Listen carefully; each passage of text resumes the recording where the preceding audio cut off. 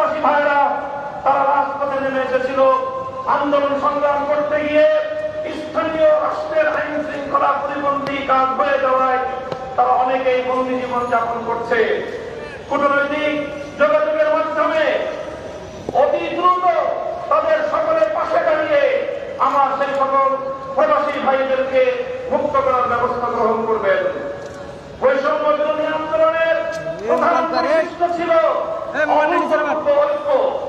এখানে school, college, varsity থেকে পর্যন্ত যেভাবে